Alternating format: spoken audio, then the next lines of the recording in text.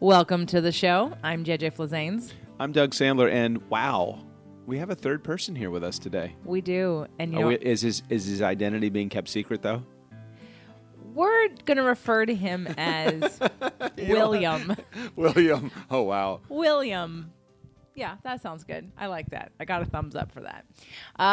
William and I have, or Billiam. So not Bill. Not Bill. Okay. Right. All right. Making sure. Thank you. Just ruined that one. We were having dinner and talking about all the transitions that we've all experienced, and that would be divorce. 4 of them. Between the 3 of us. And, I win. And, I really love to bring the male perspective to the show because I feel like it's important to represent another point of view. I think that, Doug does a good job, but it's always great to have another person, which, of course, as you know, one of our favorite people is Michael Neely. And so when we are with him, I always bring Michael onto the show. So my friend, William, Bill, whatever you want to call him, Bill and I have been friends for close to 17 years. 2001. So 18 years. We have been friends for 18 years. And a lot of history there. And so I'm proud to say we're still close friends and see each other often, even though he doesn't live in town. And so his voice is important for me in this show because he represents, again, another section of the population of those of you that listen. Because he's a very normally somewhat quiet guy, not like Doug. But sensitive like Doug. Sensitive like Doug, but quiet. Not like me. So those of you men that I know listen to this show, but you don't ever reach out and let me know you're listening to the show. Some of you do, but the majority of you don't. I think Bill could represent you. And I also want the women, of course, I always want the women to hear a man's point of view because I think in your own relationships, you get skewed by your own triggers and traumas and you're not really listening to what's going on for your partner if your partner's a man. So today's topic is about the signs in retrospect that you could identify that really undermined your marriage. Missed them all. Well, of course, because when you're in the marriage, you're not seeing it because you're just reacting from the moment of truth that you're in and whatever that is, and you're not necessarily being proactive or retroactive and looking back to the trajectory that you're on and until it's over. And so I'm going to hand the mic to Bill, and I want Bill, why don't you do a little introduction? You don't have to say anything. Just like who are you? What are you about? Just so people who are listening kind of can put a picture in their mind of who you are. Are you the average guy? Or I tell them some of your background, like that he was semi-pro golfer, right? Or a pro golfer, and you were in tech, and here you talk. In tech and married 17 years, almost 16 years, and recently divorced, and just average guy, like to do average things, nothing great or special. So what was the question again? Yeah, just to tell people about who you are. You're a golfer, or you were a golfer. You've been vice president of sales for a tech company. Mm-hmm. You've also been an entrepreneur. Mm-hmm. You're a dad of 2. Yep, this is true. And you're just sort of, if you want to consider yourself the average guy. Doug, do you consider yourself the average guy? Hell no. No way am I an average guy. But you handed a microphone to Bill, and Bill is not a podcaster like us. And not that that's a bad thing. That's probably actually a good thing. But to hand somebody a microphone and say, just tell me a little about yourself, it's like, oh, fuck. Really, what am I supposed to say? So maybe it would be easier if we ask Bill some questions about himself rather than maybe just say, tell me a little bit about yourself. Okay. I will do a Q&A, and I will use my mic to give to Bill because I would like both the male perspectives. Okay? Sure. Okay, so let's just to warm it up. We'll start with Doug. This is how it's supposed to be done, Billiam. Listen in. Doug. Yes, JJ. In retrospect to either one or both of your marriages. So many. what would be one behavior or habit that happened over time that you think undermined your connection or your? Oh, I got a good answer for this one. Okay. I think me being a people pleaser and wanting other people to approve of me led others to feel like I didn't have a lot of backbone. Like anything that you want is fine. Like anything, yeah, sure, that's great. Let's do that. I think oftentimes when you show that you're not a decisive person or you're too easy to get along with, it almost leads for somebody to think, well, who have I married? I haven't married me. I want to hear what your opinion is. So instead, I would say, because I was thinking I was helping the relationship by saying things like, when they would say, "What movie do you want to go to?" "Oh, I don't care. Any movie is fine." Well, what movie do you want to go to? Do you want to go see, the Help? And I'm like, yeah, that sounds like that would be a good movie. And I didn't really want to go see The Helps. I just wanted to go see like Star Wars or whatever I wanted to see. But because I was being a people pleaser and because I was trying to be, what do you call it? Considerate. Maybe it was perceived as I just was not a decisive person. So because I was always a people pleaser, I think that probably hurt both of my relationships. I would be so passive when it came to making decisions that I didn't ever state my opinion. And so because of that, both of my ex-wives took control of the relationship. Because I gave them control, not because I thought I was giving them control. I thought I was just being considerate. Like, where do you want to go on vacation? I don't care. Where do you want to go on vacation? Well, let's go to Florida. And I don't really love Florida, but whatever. Okay, we're going to go to Florida to go visit your parents or whatever it was. And I would do all of these things. And then, especially with my first marriage, she would begin to make all of these plans, assuming that I wasn't going to be adverse to the plans. And then I would get involved in a situation, and I'd be like, why the fuck am I here? And I don't even like this situation. Why am I here? Then I would get angry because I'm there, but I wouldn't take it out on her because I gave her the power to make the decision. And so you find yourself years later having done these things over and over and over and over again, and you become the weak one in the relationship. And that becomes a magnifying glass on the entire relationship. So for me, that was one thing that I've done, of many things that I've done in my relationships that probably have not helped me, but more so hurt me. Okay, that was a good one. Think of another one. I'm going to hand the mic to Bill. What's the question? The question was, what habits, patterns happened in your marriage that you think over time undermined it? Now, we did talk about this earlier, so you had 3 already. Hold on, don't talk. Get into the mics in front of your face. Well, I think the 3 we talked about were a little bit different than this. I think a bad habit is if you're not, I think you have to make the effort to go out.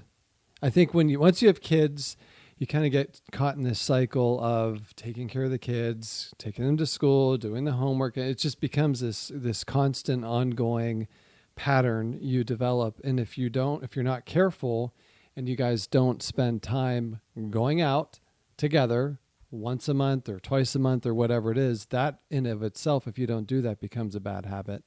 But we fell victim to that. But let me add to time. that for a second. On the other side of it, when you have someone that is a little bit more laissez-faire and relaxed with their attitude and the schedule, to feel like, oh my gosh, I have to schedule sex, I have to schedule a night out. I'm like, there's no spontaneity in that. So oftentimes, although that was in my first marriage, I never had the chance to go to counseling with my second marriage, but in my first marriage, when the counselor said, well, this is what you should probably do, you should put some you time for the two of you in your schedule. I'm like, well, that just fucks up with all the spontaneity that's involved in it. Can't we have? So it was challenging for me that although I agree with you that you can't fall prey to the routine of never going out, never doing anything, never spending quality time with your partner, it put myself into a situation where I'm like, well, I don't want to schedule that stuff. I want it to be natural. I want us to want to do things together rather than forced to do things together.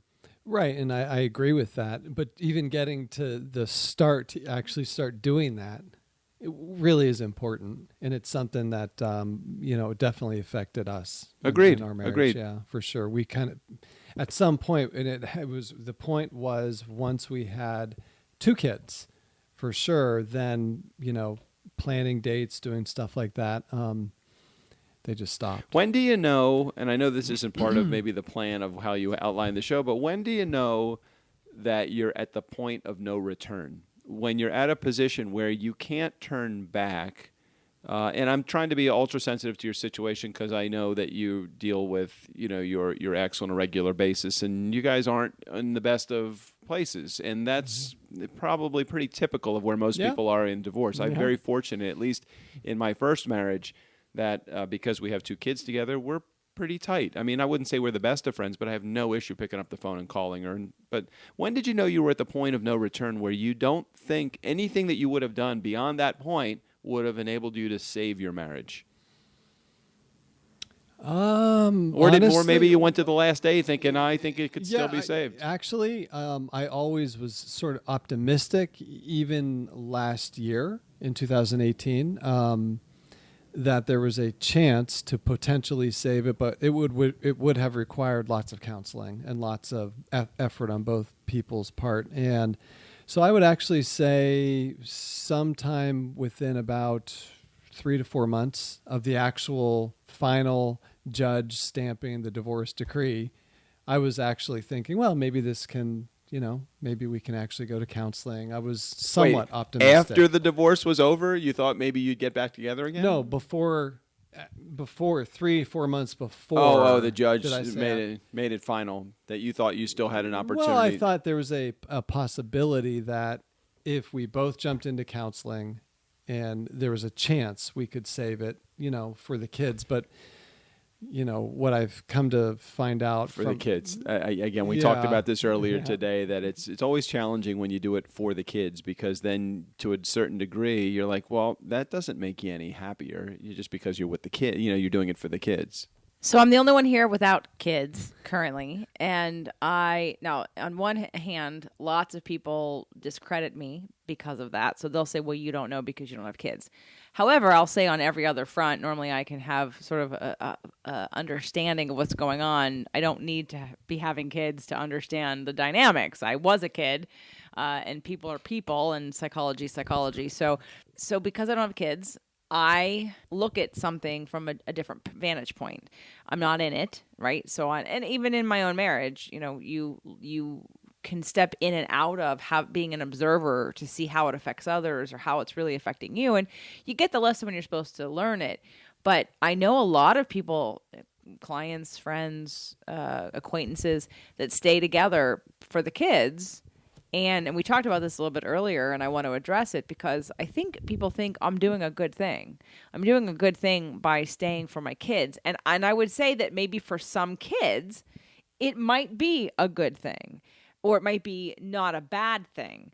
But on the flip side, I know lots of people who stay together for their kids, and their kids now get the message that relationships aren't about real love or compromise, that people aren't supposed to like each other, that if there's fighting going on or some kind of power struggle, that they're supposed to play a certain role. Like, I look at it and think, you are screwing up your kids more than if you were to actually be happier by leaving your marriage. And by for certain people, not putting up with the abuse of the other person, because now you're teaching your children that it's okay for someone to talk to you that way or for someone to treat you that way. And so from my point of view, there are certain situations where that your desire to stay with the kids or to stay together because of the kids is actually hurting them more. And I would even take it a step further in saying that if you can show your kids that even though the relationship between the two of you didn't work out, you still have the ability to get along and be civil. I would challenge either one of my kids or my ex-wife to remind me of any time I ever said a negative word to my kids or to anybody in my family about my first ex-wife, because I didn't want to tarnish the feeling. If at anything, I don't think I would have tarnished it, but I don't. My kids never heard me say a negative word about my ex-wife. So again, I look at it and say, there is some reality in, hey, everything doesn't work out sometimes. And if you can still maintain a positive relationship with someone that you've split with and show your kids that you can do that, there's a lot of strength in that if you handle it properly. Well, I'm a big believer in the relationship. So my ex and I will be friends because there's only like one ex who I dated for half a minute that I'm not friends with. There is not one person that I was in relationship with that I invested my time and energy into and emotions into that I still don't have a connection to in my life. Now, I know that's not everybody, and I understand this has been a topic on the show before. I do believe that there is a moment in time where you can say, we just weren't a fit, or we helped each other grow in this way and it was time to move on. Because if you're in a relationship for a significant amount of time, not having, and I know there's hurt feelings. I'm, thinking of you, Bill, right now. There's hurt feelings, there's misunderstandings, there's resentment, there's anger, there's frustration, there's a lot of things going on. But eventually, because you have kids, there a desire for you to be friends? There has to be, especially if you have kids.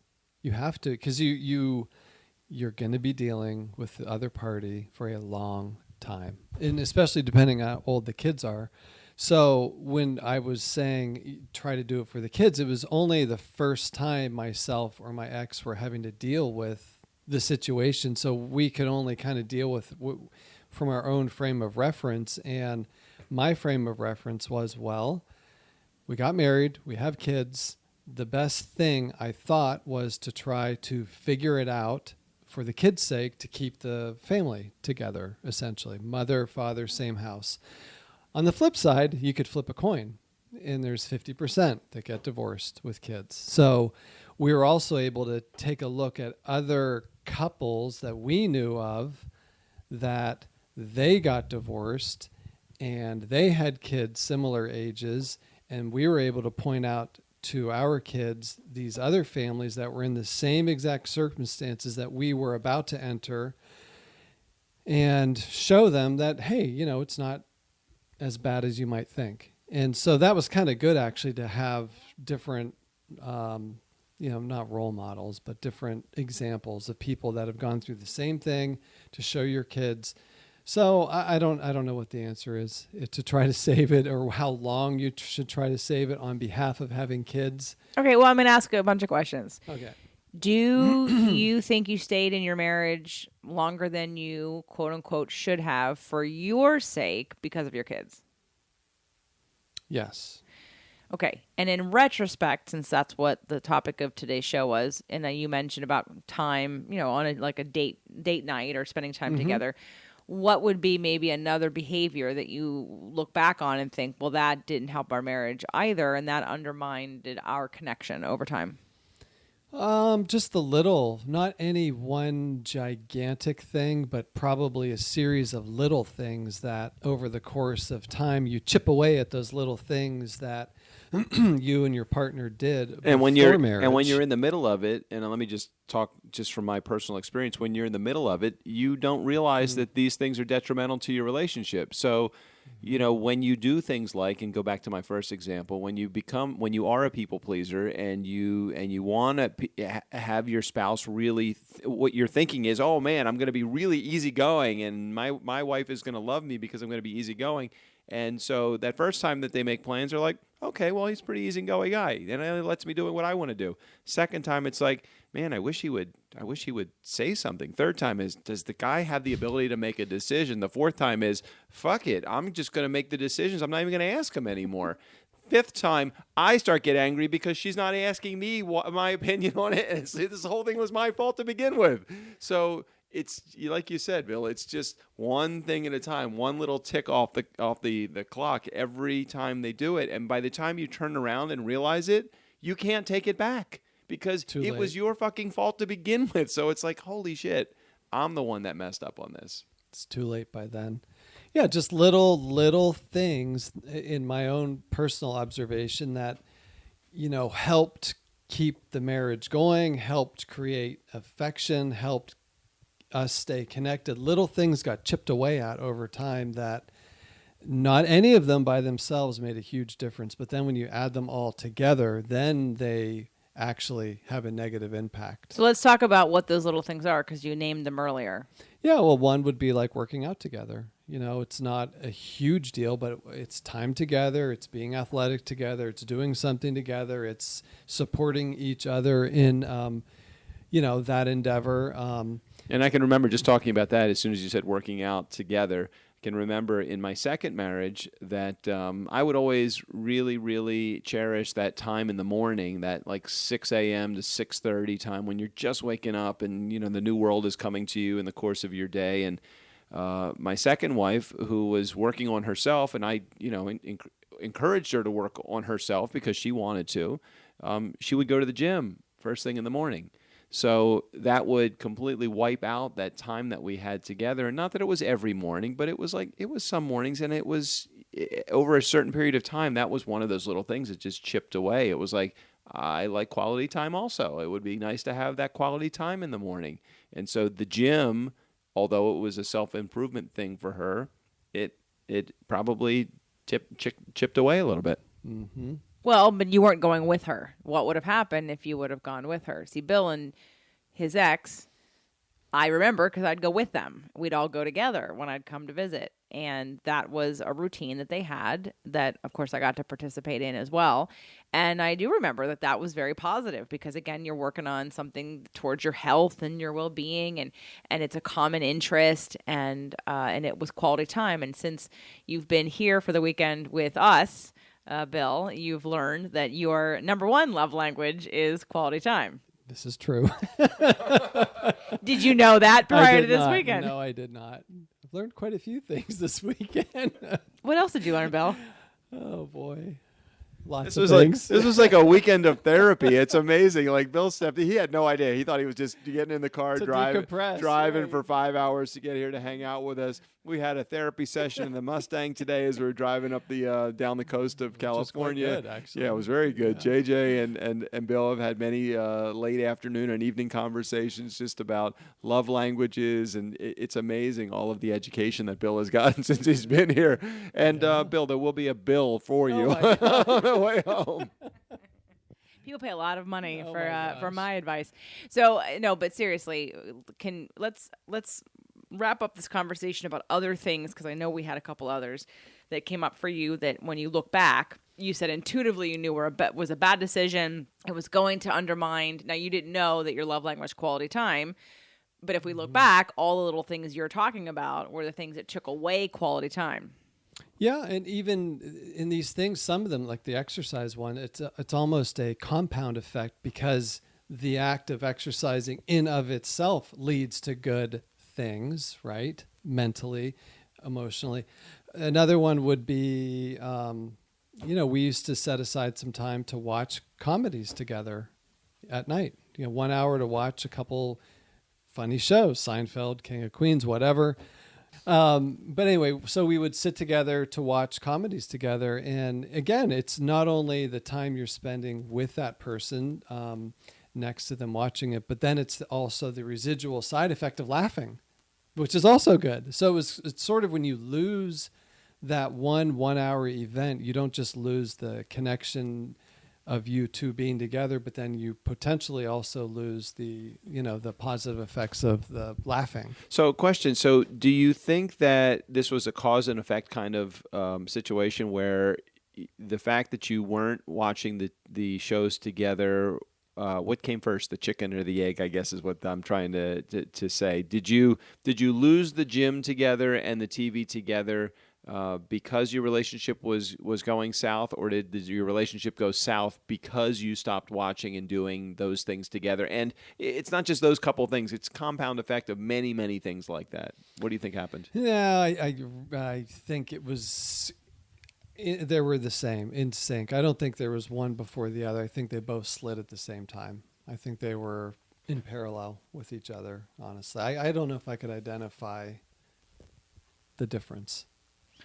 So one of the reasons why I stayed in my marriage longer than, it was perfect timing for me, and I don't know if you think it was perfect timing for you, or Doug, for you in your first marriage, but the reason why I know it was perfect timing for me is because I had to be okay with what effort I had made, and knowing that I had tried everything that I could, knowing that I'd given it my all, feeling like I'd left no stone unturned, that I had really worked the system. That was important to me for my own sense of self-respect, that I didn't quit, that I didn't give up, that I stopped looking for an answer, or, because I'm a good problem solver. So when I can't solve the problem, I'm trying to find more data to solve the problem. Well, you have the benefit, though, of watching or listening to JJ Flazanes actually do her thing, because I'll tell you, if I had the benefit of having someone like you in my life as a friend, or as a mentor, as a guide, as a counselor, as a whatever you want to call whatever you've done, support mechanism for me over the last year, I think things would have been totally different in my first marriage, because I think that I went through that entire first marriage, and we've talked about this on other shows, just completely unconscious. So for me, even getting out of that marriage, I was just fucking unconscious of the entire, and I would say the same thing happened in the second relationship too, although she was the reason that it ended. At least on the tail end, in getting support from counselors, I was able to at least think in my mind that this wasn't about me. This was totally about her. The marriage ended not because of anything that I had done. It's because she was not able to fill whatever void that she needed, or heal whatever wound that she had. But in that first marriage, for sure, completely unconscious. And see, you have the ability to say that that you did everything that you could in that marriage that was up to you, and you should be proud of that you can acknowledge that. I feel a little bit sad that I didn't know enough to even know to do any of those things. So for me, I feel a little bit kind of guilty about it. I mean, I don't think guilt is the right word. I don't know what word I'm looking for, but I feel more responsible because I didn't even know. It's like, oh, I'm just not happy. I'm not happy. You're not happy. I'm not happy. Why are we doing this? And that is where a lot of people live, which is why I do the show, which is why I try to educate people, and that is another reason why I fought so hard, because I basically said, look, this is textbook. I mean, I remember handing him the Getting the Love You Want book and saying, please read the first 20 pages. It literally illustrates exactly what we're going through, that I think you think is really bad and wrong and too hard and abnormal. And I'm trying to tell you that this is normal. This is what happens in relationship. And so we are textbook in relationship. So that means it's fixable. So back to, I want to round out this last piece, because I know we've talked about, the three of us today and this weekend, about some of the other behaviors. In retrospect, if you were to look back right now and give yourself advice, what would you say to yourself in the first couple years of your marriage?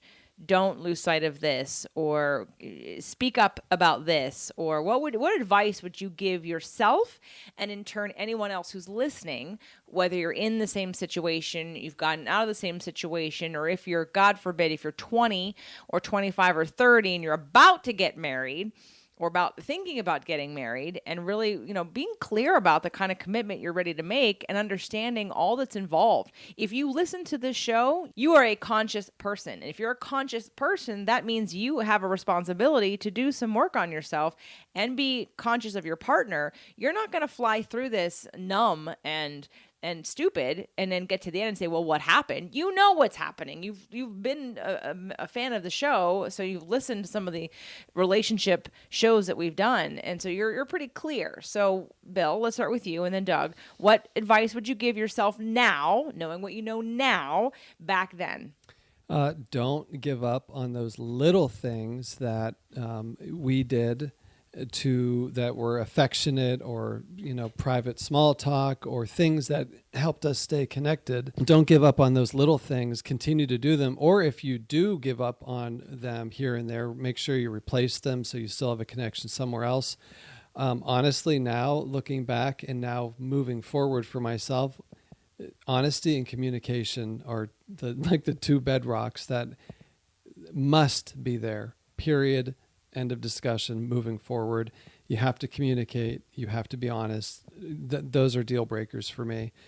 And really, if I think now looking back, if we could have jumped into some sort of couples, I don't know if the retreat's the right word, or just something fun and spontaneous that would help couples continue to stay connected or talk to each other or understand their different languages like we've gone over this weekend. Things that are a little more proactive instead of waiting until you're in trouble and then going to see a counselor or whatever, maybe being a little more proactive. That would be what I would say.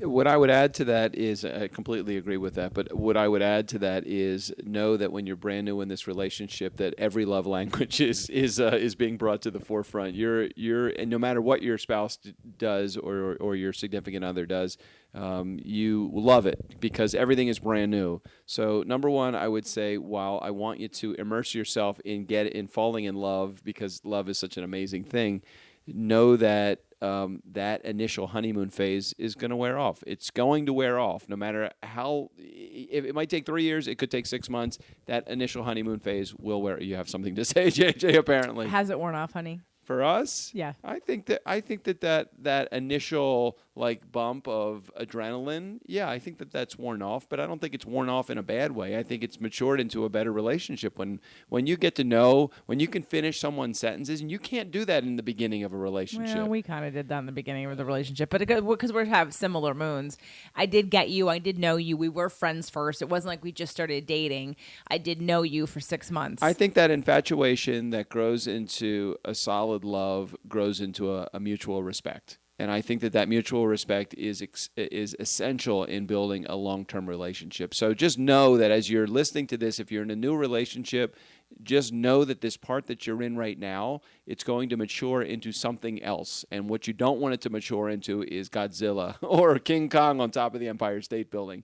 You want it to mature into a relationship where there's mutual respect and you guys both know each other. The other thing that I want to say that, and Bill was hitting on this also with the counseling and the retreats and that kind of stuff, know that relationships are work. Do not go into it thinking that you're going to go beyond that first, second, third year with the same type of enthusiasm. There's going to be work. There's going to be things. The toothbrush is going to be, the toothpaste, the top is going to be left off the toothpaste thing. The toilet seat is going to be up. The cat hair is going to be wherever it's going to be. I'm going to be too neat. You're going to be too much of a slob. All of the shit that goes on in the lives of me and JJ, all of that stuff is going to happen. You've got to look beyond that and know how amazing the person that's sitting, in this case, right across the table from you is to you, to me. Know that person is your partner. And if you want that person to be your partner, know that you're going to have to work at it. Don't be a fool and think that you're going to be able to get to 10 or 15 or 20 years into a relationship without there being some challenges and without there being work. You have to work at it. There's going to be work and there's going to be shit that you don't want to do. But isn't that like the beauty of a good relationship? Well, it's funny that when people think of like education or getting a job, if you said you have to take some tests, you have to do some training, everyone would say, of course we do, because that is expected for me to excel in my career to get paid. Why do we not have the same expectation for relationships? Who taught you how to have a relationship with another person besides your parents? Don't stop her, she's on a roll now.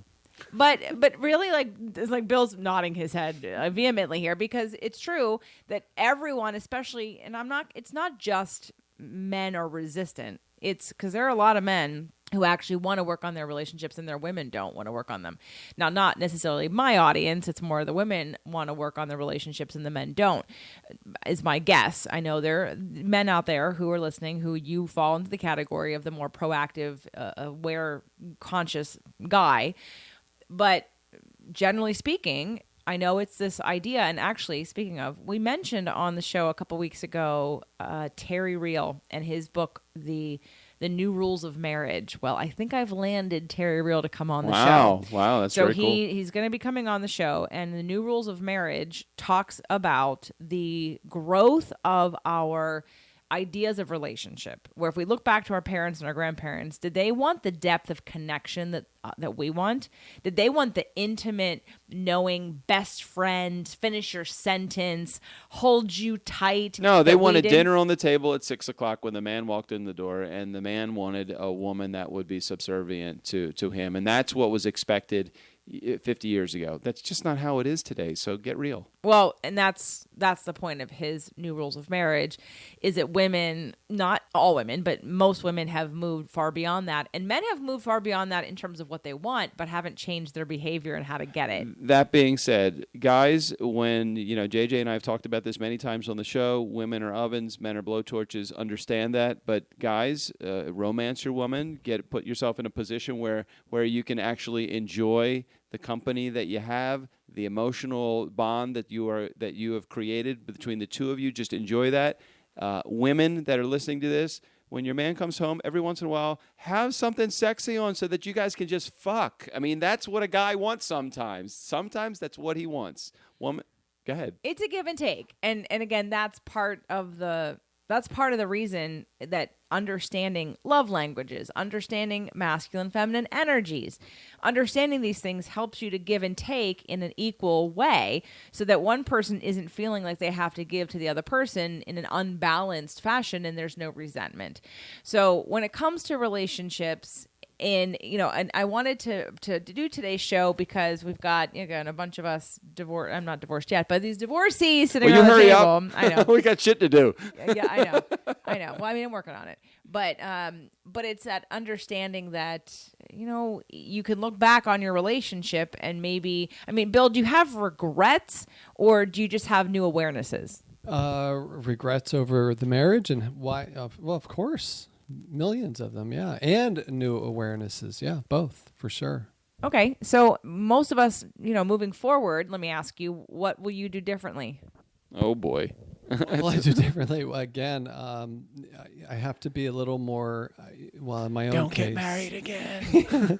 I have to be a little bit more maybe selective with my own choosing skills. Differently, again, I think one of the first things, once you get beyond X number of dates. Hold on a second. We talked about this morning. You said that here come the qualifiers. What's the relationship with her dad, right? Wasn't that one? What's the relationship with her? This is JJ talking now. Okay, so this was good though, JJ. You had that was really solid Bill advice. It and was like Bill you and needed a questionnaire before you. We came up with 3 qualifiers. One, and we're not in this order because he's not sure how he's going to deliver these questions yet. That he's going to be a written form everybody triplicate, off. or how's it going to be written? So the first Done. one really is the relationship with her father, and this was out of my own experience, and also moving forward, recognizing that there are some damage that it can absolutely be not undone, but it can be healed, but the person has to want to participate in that healing. But I also think it's what's the relationship with your mother too, because for a man. So well, wait. If I'm the man asking this of my potential partner, I looked at, and I'm looking at both of the relationships that I've had. My first wife had great relationships with both her mother and her father. My second relationship had a very, very challenged relationship with her mother, had a better relationship with her father. Right. And so that is an indicator. It is an indicator, absolutely, of dealing with things or how to be feminine or that nurturing aspect. But there is how to deal with men, from a man's point of view, and vice versa. All right, so yeah, sorry, I didn't mean to derail you here. So that's one question. You hijacked it, by the way. You didn't derail. Sorry, you hijacked. That's a good one. That's okay. One. We do it all the time. So the first one was about the woman's relationship with her father, and that she has either a working or a good, and she wasn't necessarily abused or abandoned. And okay, so that's going to be number 1. Number 2 is love language, and what their love language is. And number 3, and wait, before you move beyond that, though, It's understanding what their love language is. It doesn't have to be the same love language that you are. But more so understanding what your potential spouse, potential partner, potential boyfriend, girlfriend, or girlfriend in this case, what her love language is. And if it's something other than yours, it's okay. You just have to be aware of what that love language is. Right, because when you fall in love, and we talked about this on the episode with Harville Hendricks and I, that when you fall in love, you like forget all this. You become crazy.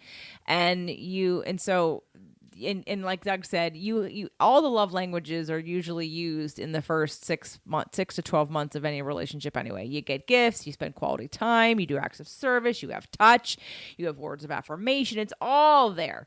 And then after about a year, it really sort of settles into what their primary is, which might not be the same as yours. And so if you're clear on that and you're both willing to learn another language, then you can maintain this sense of feeling loved in the relationship equally and in a balanced way. I'm looking forward to the day that you actually use my love language towards me. So I don't compliment you at all. I think I spent a whole episode. I think the episode last week I was saying what a good job you did and how proud of you I was and how relieved I was that you were so okay. I love anybody that we get involved in a business relationship with. JJ reminds that other person, hey, I just want to let you know, Doug's love language is words of affirmation. And from that moment on, anybody that has not treated me with positive words all of a sudden starts sending me all these positive words. It is so funny. And in the two business relationships that we've worked on together, both of those people have come out of the woodwork with their words of affirmation. And you know what? It fucking works, even though I realize that they're doing it to me. I'm like, you're doing this to me. Are you doing this to me legitimately? Or do you actually believe this, you know? So you don't care. You just want the words of affirmation. I don't Let's care. Be true. Let's be real here, dear. You just want the words. And you know what it is? Even if you don't give it to me, I give it to me too. You give it to yourself so much. I don't even need to talk. So I will say, you still want me to affirm you. I love you, JJ. I love you, and I know you love me too. I don't even Which give her a leaves no room for me to respond. So you're just gonna have to live with that. It's so great. So Bill's third criteria that was two, right? Is going to be he's going to somehow figure out a way to ask for all of their birth information so he can send it to me to do their astrology so I can do an astrological compatibility. Oh my God. To start to see whether or not these work. And this is like a 4-week process here. What is the turnaround on all of these things, Bill? I don't know. I have to say that I was very skeptical of the astrological chart and all that stuff. But if you actually start to read it and then you go back in time and you start looking at who are your closest friendships or relationships, and you start to match their birthdays to yours, you start matching the charts to them, to you, et cetera, et cetera, et cetera. It's really a little bit stunning. And he spent the last 2 days reading that book that JJ put in front of him a couple of nights ago, and it is amazing that he is totally into it. Well, I already was. This isn't actually something new. This is something that's been over time. JJ just keeps adding different elements to it, but my own personal view is, why would I necessarily start off with my own sign that's, say, opposite from someone else's sign? Why am I going to enter into that potential relationship with all the pitfalls? So in the bar, what's your sign?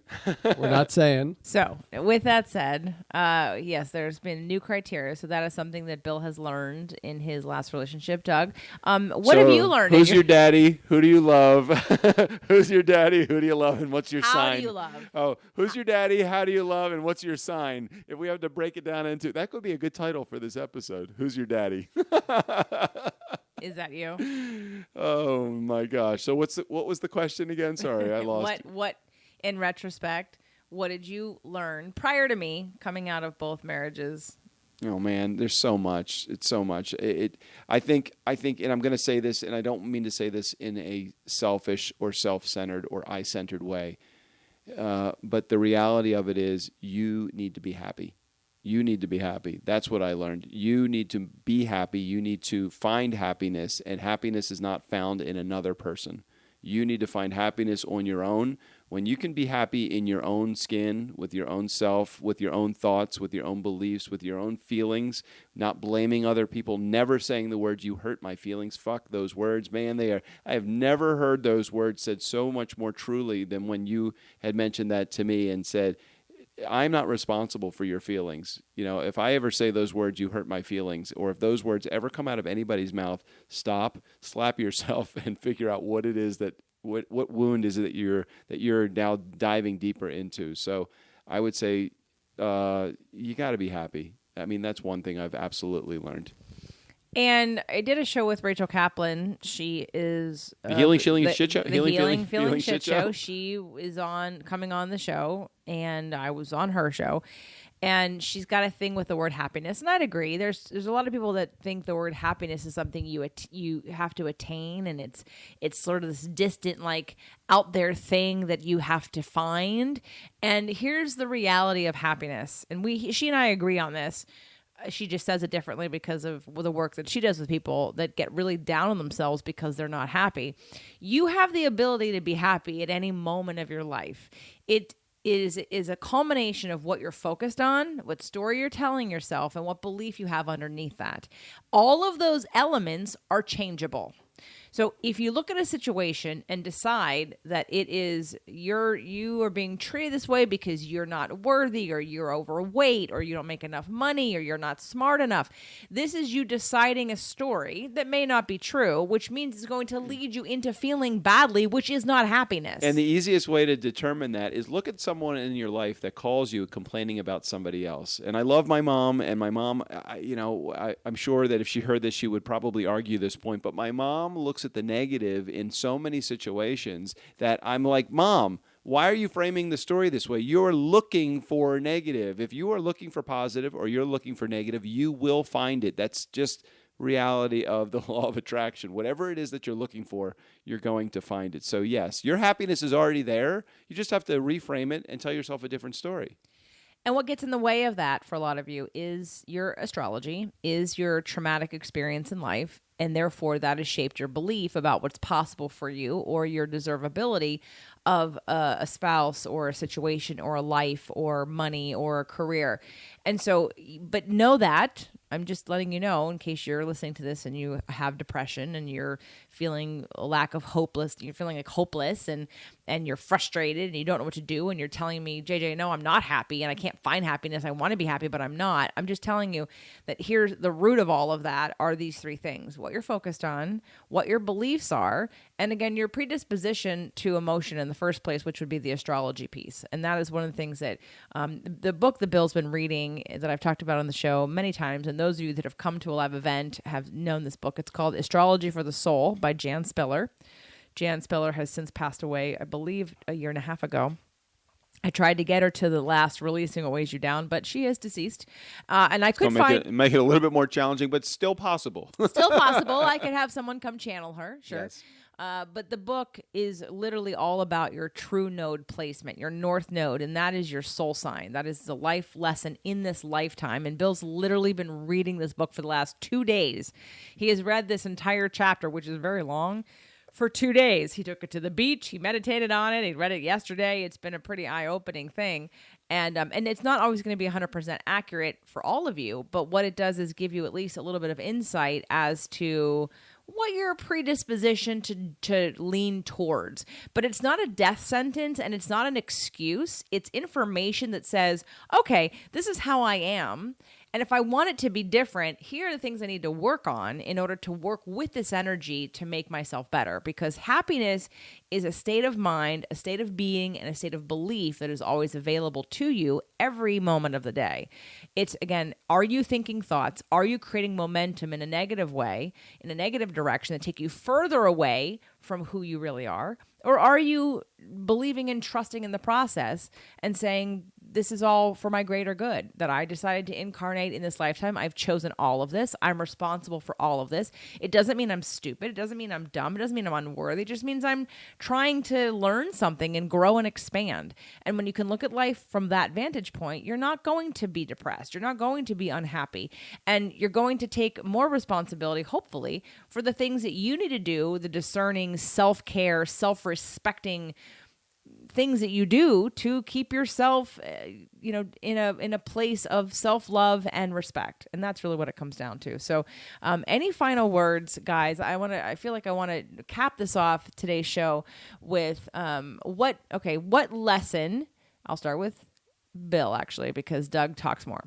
So we'll let him. You want him to go first. So, what boy. lesson from both or one marriage did you learn that you have appreciation for now that you know you couldn't have learned otherwise? Wow. Well, I'm going to go back to that people pleaser part of my personality and the way that I take action. It's that I appreciate that both of my spouses, who are now, I was going to say deceased, but now divorced, that they didn't kick the shit out of me earlier because I deserved it, because I would have deserved it, because the moment that you're like all wishy-washy, it's like, that's not how you are as a guy. That's not how you are when you pick that girl up to go on your first date. That's not how you are when you decide. I can remember with my second wife, I remember that first time that I had really seriously considered that I was going to see her. I said, I'm going to kiss you. And she says, no, you're not. And I said, yes, I am. And I didn't force myself on her, but I literally leaned through her car window and kissed her. And I can recall that moment. It was like, yes, I was totally being a man in that moment. And so many times throughout my relationship, I recall being that man and being in charge and being that person that I should have been the entire way through the relationship. And I know that there were moments in my first marriage that way. I just can't recall what they are. So I would say you've got to stop not being yourself. Yourself means be bold, be who you are, be a man. And sometimes I get a little bit sensitive when I feel like I'm not being a man, especially in this relationship, because it's the one that we're in now. But you just, you have to realize that oftentimes you got to come back to what is your strength, who you are, what you're all about. And for me, it's not being that people pleaser person. It's being true to myself and who I am, being bold. And that's how I am in business. Why wouldn't I be that way personally? Why do I run from that? Am I afraid that there's going to be that you're going to leave me because I'm not not pleasing you by making by not allowing you to make decisions? That's bullshit. But that's the reality of it. That's where my fear is. So go be more true to yourself. For myself, I would say I would go back to exactly what I said are the two most important words for the next relationships for me, communication and honesty, because to me, those two words boil down and break down everything that can be fixed using communication and honesty or be broken by not using those two. So if I could go back in time and there was more communication and honesty, then, our marriage could have been saved, because then all those little things that get swept under the rug, they don't get talked about, and then resentment builds up year after year after year, and then by the time you both figure it out, it's just too late. So those are the two words I would continue to push. And I don't know if we mentioned this, but Doug's first marriage was almost 20 years, and Bill's marriage was almost 17 years. Yeah. So, they both spent a significant amount of time in relationship, and they both agreed that the majority of it wasn't necessarily great, that the sort of decline happened sort of quickly, but, no one kind of caught hold of it or tried to, because you have kids and things happen and you're working. And again, it goes back to, it's really important to make yourselves a priority somewhere in this, especially with our new desire about relationship. If you just want someone to pay your bills and show up, and not talk to you, then you're probably good. You can find that. But if you're someone who wants intimacy, you want a best friend, you want someone to share your life with on a deepest level, you want great sex, you want tender moments. If you want all of that, then more needs to be paid attention to, and you can't expect that when you absolutely do not invest any time into getting that. You can't let life happen. You have to decide to make something, schedule yourselves in a way and put yourself as a priority and learn something and grow. And of course, we've talked about this every time Doug and I do one of these shows. We are offering, and we're going to be doing a couples retreat. It's over New Year's Eve. And it's for those of you that recognize that you'd like more out of your relationship. It is not for those of you that are on the brink of divorce. It is not for those of you that sleep in separate rooms and don't like each other. Unless you're sleeping in separate rooms temporarily with the understanding that you're going to get back into the same room. But if one of you believes that you'll never sleep together again, not the right couple to come to our retreat. Okay, we have it. We have it. If you want to sign up to be considered for the couples retreat and fill out the questionnaire, you can go to jjflizanes.com/couples retreat. Again, that's jjflizanes.com/couples retreat. It's up and it's ready. To qualify you, we're only taking 4 or 5 couples. It's in Palm Springs. It'll probably be somewhere like December 29th through January 2nd, approximately. And we'll be doing everything from astrology to tantra to nonviolent communication to imago work to salsa dancing, wine tasting, cooking, meditating. Probably there might be a little bit of nap, some hiking in there. Well, maybe not in Palm Springs. There will be some pool time and hot tub time. And, wow, you just named like 12 things really fast. Those are great things. I want to go. That's really great because you're going to be going. I just sent my email in to jj@jjflizanes.com. I want in. So if you're aware enough and conscious enough to recognize where your relationship is headed and you want to change course, we're going to give you some tools to do that. So I hope you check it out. And of course, like always, we'll see you here next week. Bye, everybody. Love you. And thanks to Bill.